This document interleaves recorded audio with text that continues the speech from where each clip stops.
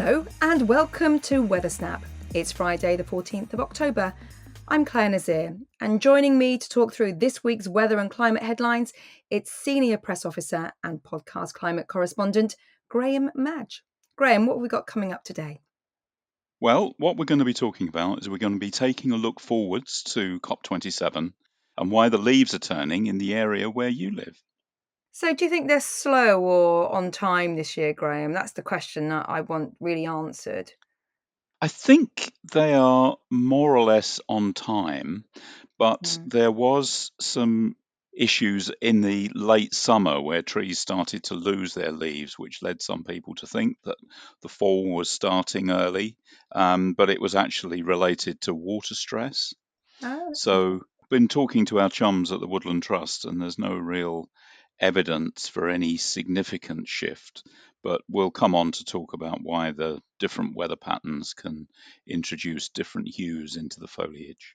I love talking about leaves in autumn, I really do. But anyway, more about that in a little while. Let's just crack on with the top headline today. It's all about Australia. They've had persistent heavy rainfall, which has brought major flooding across Victoria, Tasmania, and New South Wales. Now, the Bureau of Meteorology, last update, which was just earlier today, talks of record flooding. Thousands of people across 3 states were asked to evacuate their homes in the last 24 hours after 2 days of incessant rain triggered flash floods. Local authorities expect the situation to only get worse in the next few days. Heavily impacted is the state of Victoria and southern parts of New South Wales, as well as the north of Tasmania, where they are witnessing relentless rain. And according to officials, some regions have seen more than a month's worth of rain since Wednesday. I can't imagine, Grahame, can you, how much water? I mean, it's just so devastating. We were talking about the floods in Nepal last week, and, Australia yet again has had another wet spell. Well, sadly, this is a situation that we're becoming increasingly accustomed to, isn't it, with Australia, with images coming forward of climate or extreme weather related events. We've seen obviously images of wildfire recently, and we've got pictures coming through of towns underwater in New South Wales, quite harrowing images of emergency services trying to rescue stranded families. And of course, it's important to remember that this isn't the first major flooding that we've seen in Australia this year. If we cast our minds back to March, we were reporting on severe storms across Queensland and New South Wales, and that brought extremely high waters and sadly claimed over 20 lives. And then in July, we were witnessing tens of thousands of residents in Sydney who were asked to evacuate their homes due to flooding. Yes, you're absolutely right. They do seem to switch from one extreme to another. And we did discuss this last week that La Nina has some influence on this part of the world in terms of rainfall. When we see an El Nino, this area, Eastern Australia, tends to be drier. However, currently we're in an extensive La Nina, and it's pretty much played out textbook style across Eastern Australia this year, with almost 2.5 months to go of 2022. Yet Sydney has recorded 2,200 millimetres of rain so far this year, breaking records that go back to 1858. So a huge amount of wet weather due to La Nina in some part, allowing for this really sort of wet spell just to continue. There's also heavy rain across other parts of the world right now. Over the weekend, Tropical Storm Carl will make landfall over Mexico, and Tropical Storm Sonka will make landfall over Vietnam. Now, both of these are fairly weak tropical storms, so unlikely to bring sort of significant wind impacts, but they could bring heavy rain and sadly more flooding to these regions. Now, beyond that, this weekend, the main threat is from a slowly developing tropical depression east of the Philippines, which has yet to receive an international name. This depression is likely to consolidate into a tropical storm and pass just to the north of the Philippines before possibly becoming a typhoon in the South China Sea next week. In the longer term, there's a growing signal for a cyclone to develop in the Bay of Bengal by late next week. Obviously, we'll keep you posted here on all those events as they happen on WeatherSnap. And thank you very much to Julian Hemming for that update. Check out his Met Office Storm Twitter feed with the latest updates. So, Graham, tell me this. It's wet there. It's been wet in Australia. Obviously, it's the hurricane season still across the Caribbean. What's the weather doing in Sharm el Sheikh over the next few weeks? Sharm el Sheikh in Egypt. Well, that's a very interesting question, Claire, because obviously global attention will be focusing on Sharm el Sheikh in the run up to the COP27 event, which takes place actually next month. It's going to be sunny. We're going to be looking at temperatures of around about 30 degrees. And I'm sure many are checking out the forecast ahead of this big global gathering with tens of thousands of people in attendance. Okay, so we were at COP26 together, where it was a cold and wet Glasgow, and an incredible event to witness, let alone take part in. Let's just backtrack a little bit, though, Graham. First of all, tell me what COP stands for. COP stands for Conference of the Parties, and this is an annual series of events which take place as climate conferences. Well, sometimes world leaders, but certainly decision makers come together along with climate scientists to begin to try to make changes in the progression of climate change. So, this is really the biggest event in climate science calendar. And obviously, as we go forward, becoming an important one as the situation with climate change becomes ever more urgent. Okay, so every year, every time there is a COP, there are themes around it. And obviously, there's a continuity from the last COP, which was in Glasgow. What are the themes this time? Well, one of the main things, Claire, is the fact that decision makers will be trying to build on the great efforts that were made at COP26 in Glasgow. So we left the COP there. Huge progress was made, but there is still quite a lot of things which need addressing and tying up. And also, we need to see really, we need to see even more ambition building on the good work from there. I think, there will all be all sorts of things that will be discussed at COP, but the things that catch my eye is really looking at the 1.5 question. So that is something I think that we'll be hearing a lot more about. What does 1.5 degree rise in temperatures look like? Is that still an achievable aspiration coming out of the Paris COP back in 2015? That's certainly something that will grab the headlines. There's also looking at adaptation. So, we've been focusing for years on the fact, can we keep global temperatures down to a certain threshold? We know that temperatures are rising and will continue to rise. So, therefore, that puts the whole adaptation agenda on the table. And that will be an increasingly important part of future COPs as we have to learn how to adapt to the climate change that's already locked into the system. And fitting that COP27 is in Africa, where there are millions of rural communities living on the front lines of climate change, where their greenhouse gas emissions are negligible. And, we hear about it all the time, whether it's too much rain or not enough rain or the drought across eastern parts of Africa. I mean, it's one thing or another. So fitting that it's there and all eyes are on Africa. And I know one of the themes is about adaptation and Africa and supporting communities across the continent. The Glasgow Pact was something that was signed by almost 200 countries back in COP26, and this links to 1.5. Yes, indeed. I mean, we know that we need to build on the huge efforts that were made in Glasgow, and it will be testimony to the success of the Egyptian delegation and all of those involved, whether they can actually be building upon the good work that was done in Glasgow. I was looking at dates, and it's interesting to note that we had the Paris Agreement back in 2015. We know that we're going to have to cut emissions drastically by 2030. And actually, where we are now in 2022, we're actually on the midpoint of that timeline.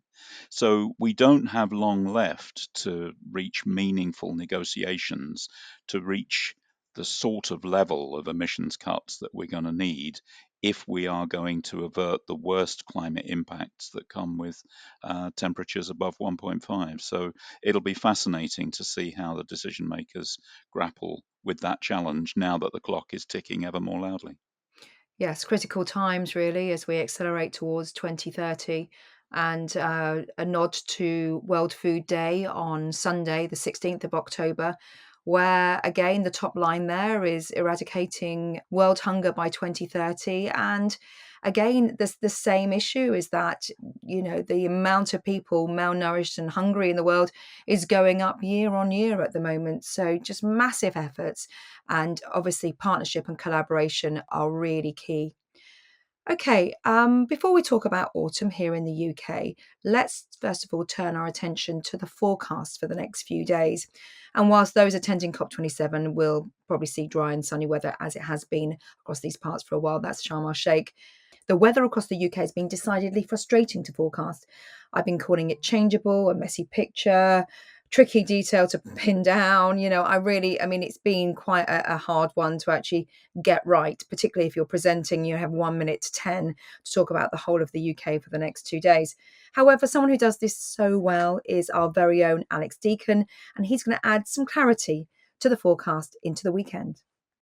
The changeable and fairly typical October fare continues.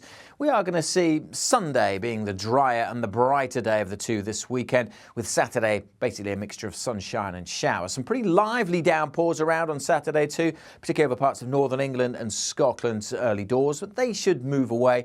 And then with westerly breezes picking up and getting quite gusty on west-facing coasts, it's going to be a lively day with much of the east seeing some good spells of sunshine, plenty of showers interspersed with sunny spells further west. Temperatures, a bit of a north-south divide, with southern areas generally a touch above average, 16 or 17 when the sun pops out. Further north, we're looking at 10 to 12 and feeling quite fresh in that brisk wind. The winds will tend to ease a little bit as we go through Saturday night. Still lots of showers across northern Britain. The showers in the south, though, easing during Saturday evening, so many places across the southern half of England and Wales becoming dry and clear. So a chilly start to Sunday, but overall a fine day with the showers across northern England, Northern Ireland fading, and even across Scotland the showers becoming few and far between by the afternoon. So Sunday generally dry and bright, with temperatures again 16, 17 in the south, 11 or 12 further north. But down to the southwest developments, an area of low pressure is intensifying. That will spread some wet weather towards Northern Ireland, West Wales by Sunday evening, and that wet and windy weather becoming more widespread on Sunday nights. After that, high pressure could build back in, so this chopping and changing weather pattern likely to continue into next week. So it looks like the weather is going to settle down into the middle part of next week. And I love this time of year, Graham. I don't know whether you do. Just stepping out, it's cold, it's crisp, a little bit of mist just hovering in the valley. It's my favourite season, although I probably say that about every season. But I so love the colours when they start to turn. And I'm waiting for them to turn where I am right now. So I live in the northwest of England, near Manchester, and they're still pretty much green on the leaves, Graham. What's going on? So when we get to autumn, what happens is the leaves start to lose their color. And if you look at leaves, I'm going to challenge you to look at leaves in a new light, because they're fascinating, they're beautiful, but when you think about them, what they are nature's solar cells. They're like little factories, and what these leaves do is they trap sunlight and they harvest the energy from that sunlight using the chemical chlorophyll, which turns them green. And that's what gives plants their energy. That's why most plants are green, because they're reliant on sunlight. But what happens at this time of year, Claire, is the chlorophyll starts to break down, especially when we start to get cold conditions. And that can allow more of the natural colours of the leaves, which the chlorophyll has been masking, to actually begin to shine through. So the yellows and reds and pinks that we associate with autumn colours actually begin to show through once that chlorophyll has broken down at the end of summer, because there's not much more energy in that sunlight for trees and other plants to harvest. And that's what starts to turn the leaves all these fantastic colours that we admire looking at in the autumn. So some leaves turn red, others turn yellow and orange. Is there any differentiate differentiation between what colour the leaf will turn, or is that due to species? It's partly due to species, but weather has a huge effect. So when you start to get cold temperatures, you get cold nights with temperatures perhaps going below freezing, you can start to see different colors, and they'll be perhaps turning to yellow at that point. But if it's slightly milder, more of the chemicals that turn leaves certain colors are produced, and then you can start to get the leaves taking on more reddish hues. Situation with dry weather, for example, leaves tend to turn more red because of the chemicals that are produced. When you get bright sunny days, although the production of this chlorophyll stops in autumn, you can still get some sunny autumn days, and that will increase the sugar concentration because the plant is still trying to make energy, and that can produce more of the chemicals which turn the leaves red. So, by looking at the colors of the leaves, you can rather crudely get an impression of what the previous autumn's broad weather patterns have been like. That's just fascinating, isn't it? And, I don't think autumn is long enough. I mean, meteorologically, it's 3 months, but you have a sense that there is that lovely transition time from summer to winter where you get that real diurnal range where it's really lovely warm days and those crisp cold nights. And that extension of the color, which I want it to last for a lot longer than it does. And all it takes is one storm sometimes, isn't it? And bang, all that color's gone.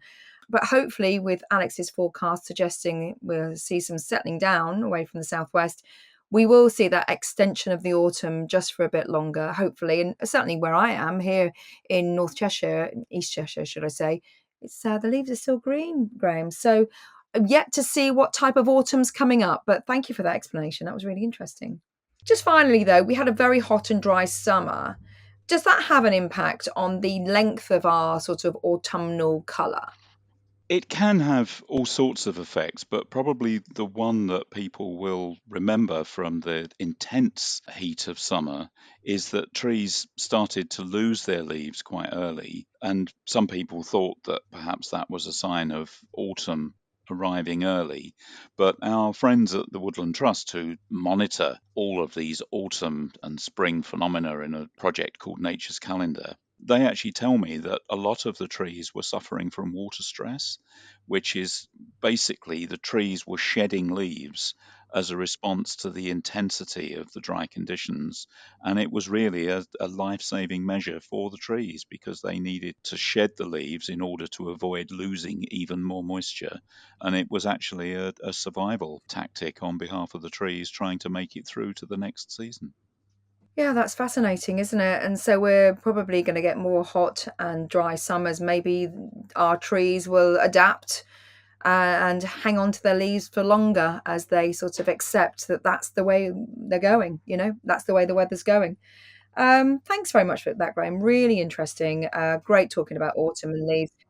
Now let's look back to last week and Martin Bowles with the highs and lows. Here are the UK weather extremes for last week, recorded between Monday the 3rd and Sunday the 9th of October. The warmest day of the week was Wednesday, when 21.1 degrees Celsius was recorded at Charsfield in Suffolk. The same figure was also recorded that day at RAF Coningsby in Lincolnshire. The coldest temperature was minus 1.1 degrees, measured at South Newington in Oxfordshire early on Sunday. The largest daily rainfall was 67.0 millimetres, measured at Achnagarth in the Scottish Highlands on Tuesday. The longest amount of daily sunshine was 10.3 hours at Shoeburyness in Essex on Thursday. Thank you, Martin. And now, just before we go, a reminder that the latest episode on our sister channel, Mostly Climate, is now out. In this show, Dr. Doug McNeil talks to Dr. Rosie Oakes and Hamish Steptoe about their trip to Nepal and why too much rain, but also too little rain, can massively disrupt hydropower generation across the country. It's a really interesting chat where they discuss what it's like to be within one of these huge engineering structures. It's a great listen, and you can catch that in all the normal ways. So that's it for Weather Snap. My thanks go to Grahame and Madge. Good to have you on, Grahame. Lovely to talk to you. I'm Clare Nasir. I hope you've enjoyed the show, and I'll see you again next week.